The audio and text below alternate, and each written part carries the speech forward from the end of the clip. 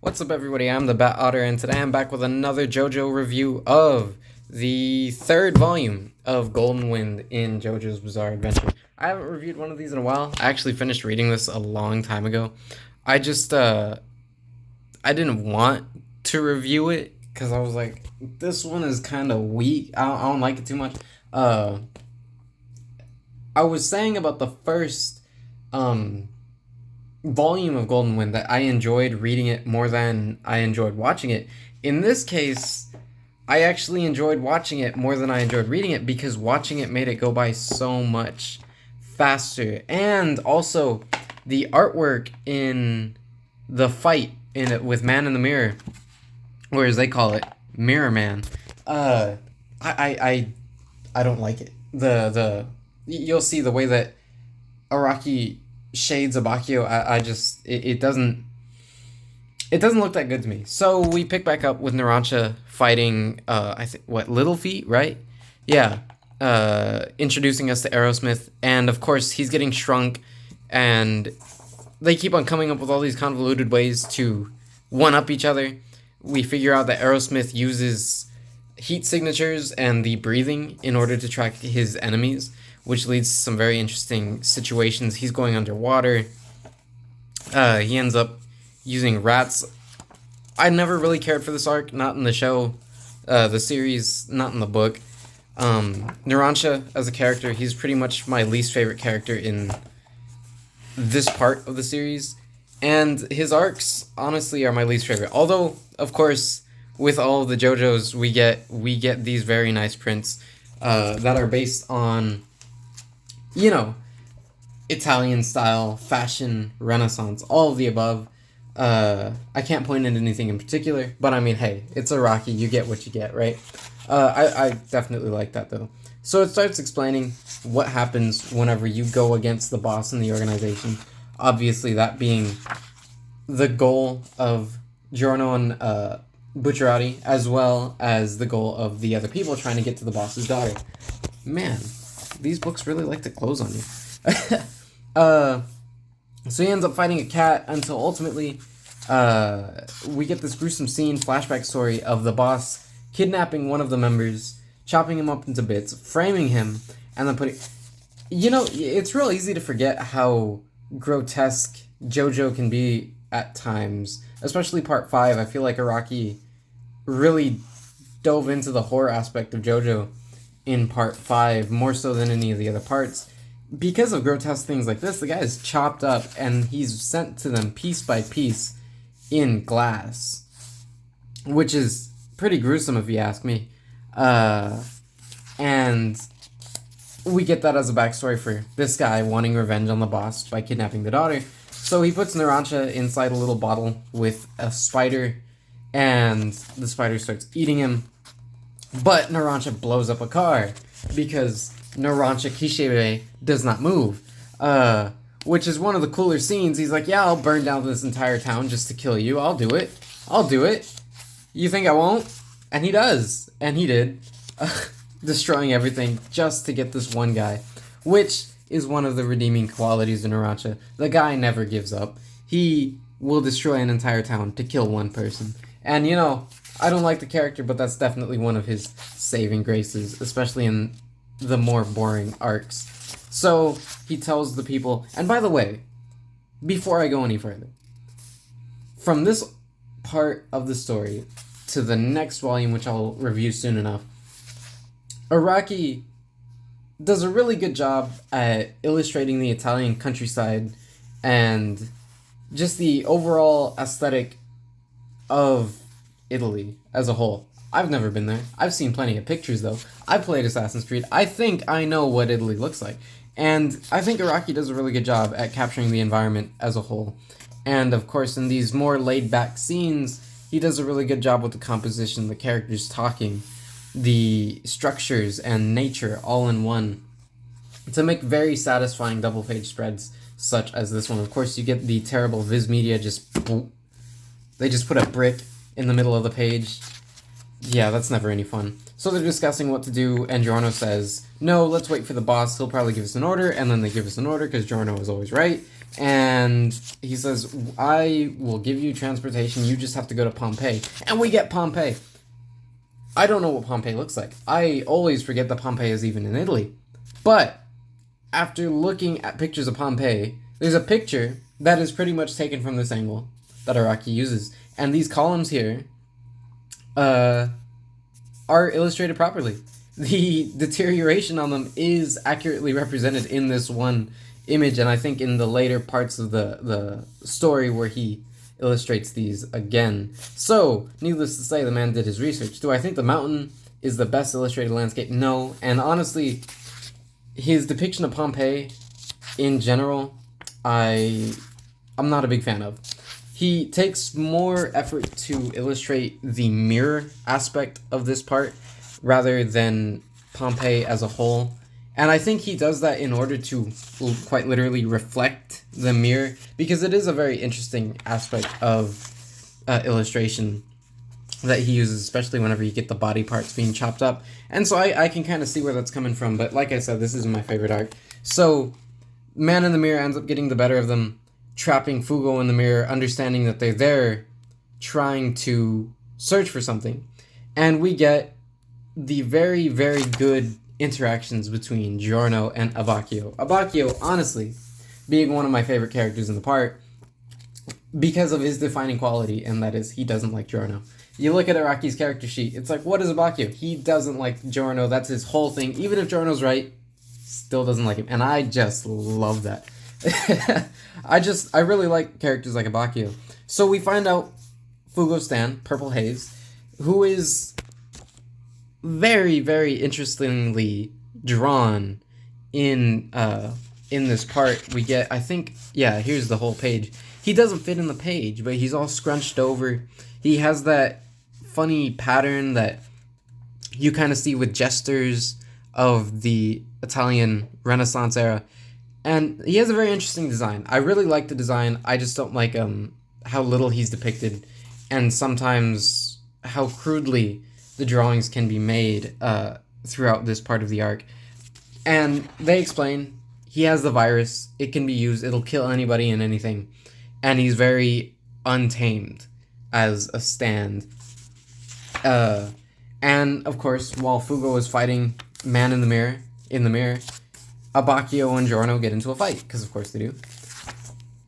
And I like the fights between Abbacchio and Giorno, because they almost remind me of those classic arguments in literature, right? You know what I'm talking about? The dialects of Plato. I know that's a little bit crazy, and sometimes I feel crazy for thinking stuff like that whenever I'm reading Jojo, but then I remember it's Araki. You never really know with that guy. It's always a dice roll. It could be nothing, or it could be something, because of how much influence he takes. And so while they're explaining the stand and its abilities, of course they're fighting about it, Abbacchio opting to get the key, and Giorno opting to save Fugo. Now, he does end up illustrating the dog mosaic. It looks pretty similar to this, actually, so that's pretty interesting. Abbacchio ends up getting into a real big fight with Man in the Mirror, ultimately to kind of beat him. And Man in the Mirror ends up being the guy beaten by one of the weakest stands in the part, with no real strength whatsoever other than replaying things. But, of course, it's a Jojo. It's never that simple. So Abbacchio ends up losing his hand, like Luke Skywalker. I've been looking at a lot of things lately. Don't judge me. It makes for an interesting fight. Half of Abbacchio is a stand, other half is actual Abbacchio. We're talking about limbs getting lost. We're talking about all sorts of craziness going on in this part. And it's super hard to read because of how many shades of black there are throughout, where it's just blots and blots of black ink, kind of just taking up everything. So ultimately we get Giorno coming in to save the day by infecting himself with purple haze, and coming into the mirror. Now, of course, I'm all over the place.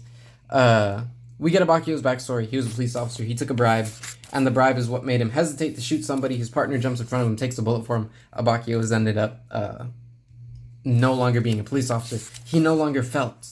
He couldn't feel anything. Nothing in life made him feel. No joy, no anger, just emptiness. And then Bruno came along and adopted him. And that's how we get here. Explaining that his character is very much a soldier. His job is to finish the mission at any cost. It doesn't matter.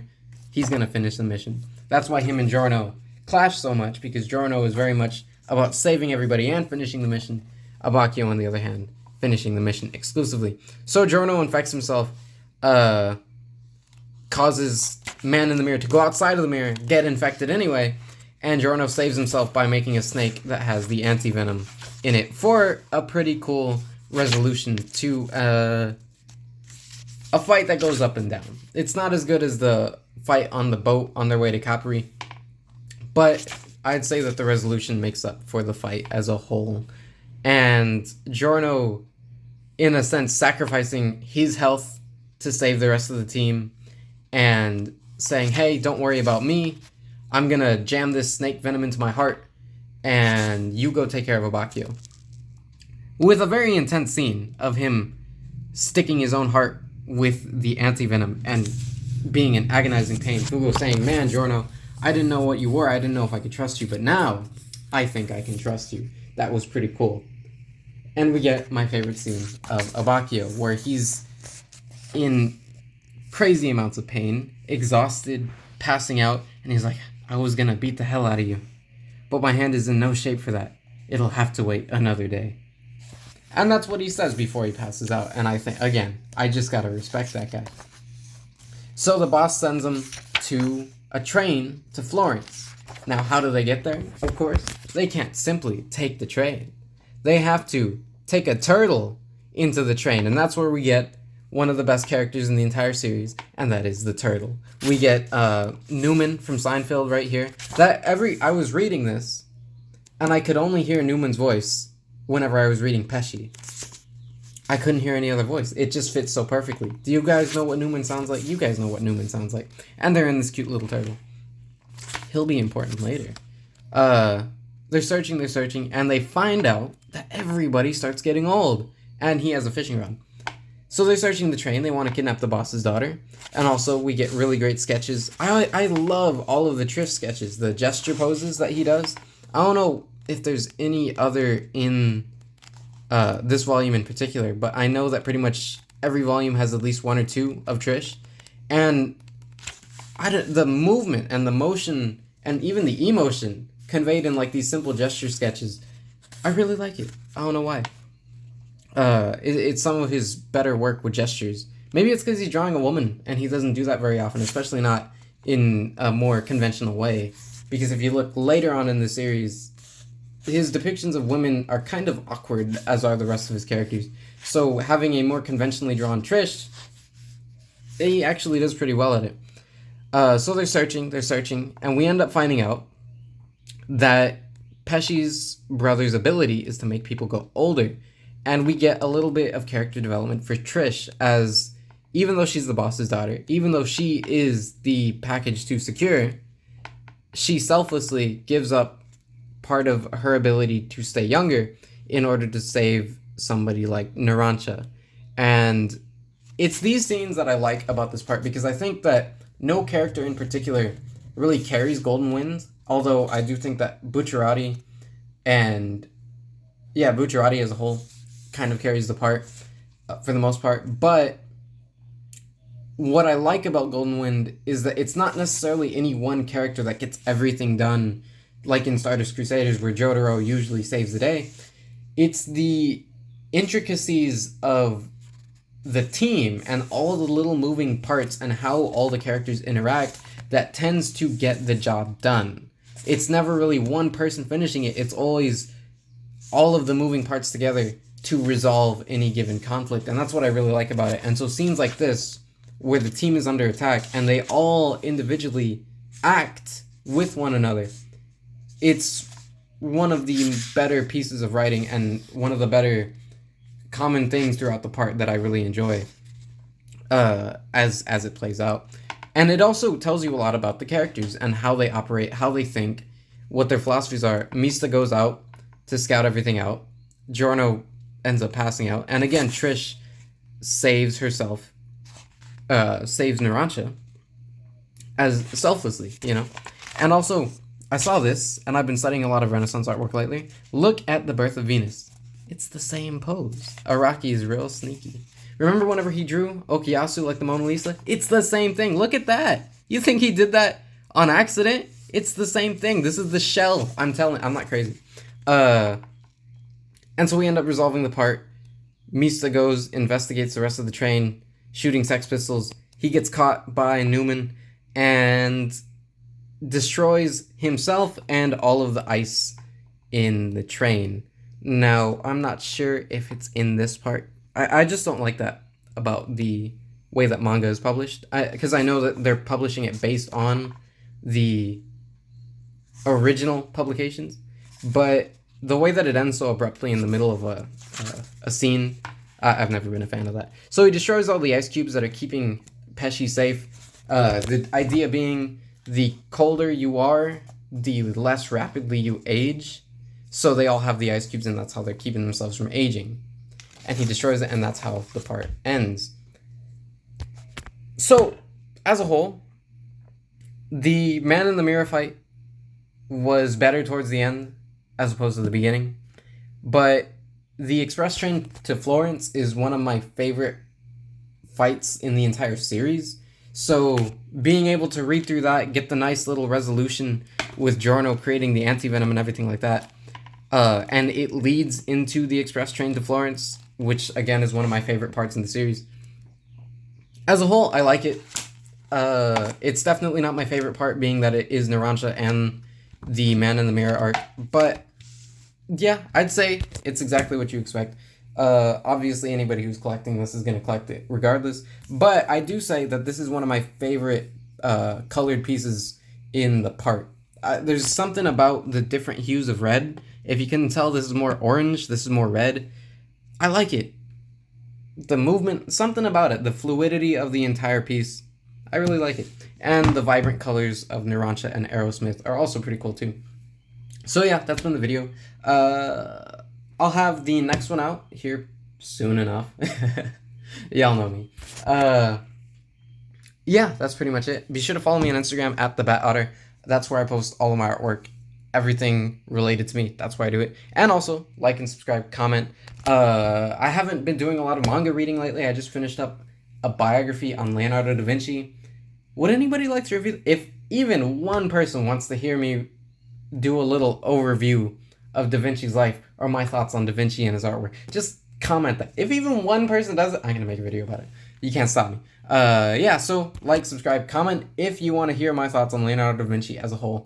I'd love to talk about it. So yeah, that's all there is.